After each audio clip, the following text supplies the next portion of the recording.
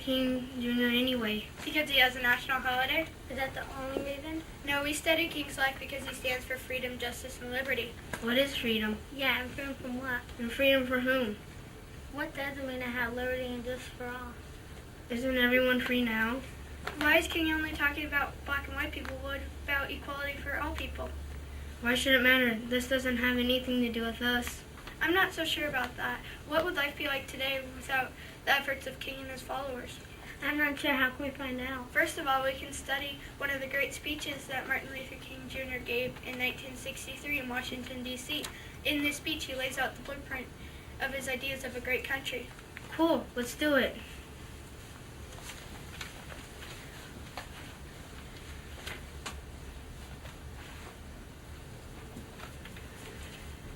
I am happy to join with you today in what will go down in history as the greatest demonstration for freedom in the history of our nation.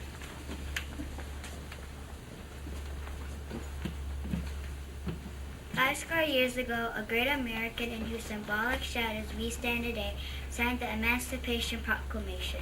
This momentous decree came as a great beacon light of hope to millions of Negro slaves who had been seared in the flames of withering injustice. It came as a joyous daybreak to end the long night of their captivity.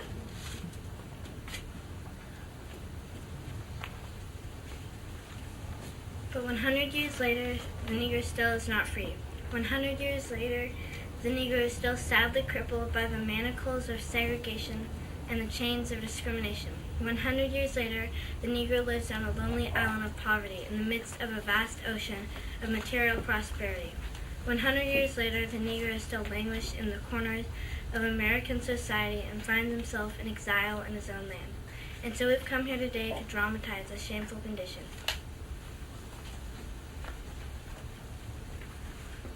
In a sense, we've come to this nation's capital to cash a check.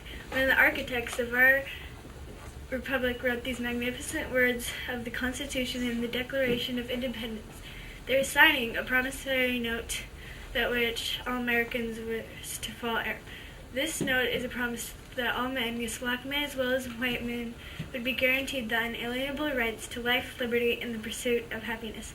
It is obvious today that America has defaulted on this promissory note insofar as her color of citizens are concerned. Instead of honoring the sacred obligation, America has given the Negro people a bad check, a check which has come back marked insufficient funds. But we refuse to believe that the Bank of Justice is bankrupt.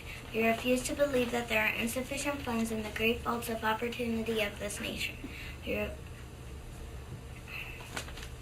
And so we've come to cash this check, a check that will give us upon demand the riches of freedom and the security of justice. We have also come to this hallowed spot to remind America of the fierce urgencies of now.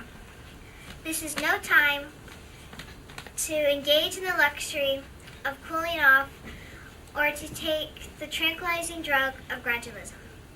Now is the time to make real the promises of democracy.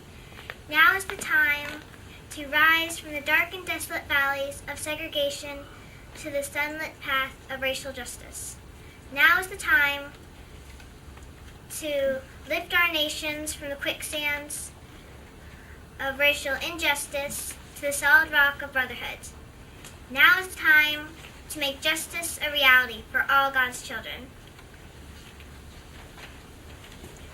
It would be fatal for the nation to overlook the urgency of this moment. This sweltering summer of the Negro's legitimate discontent will not pass until there is an invigorating autumn of freedom and equality.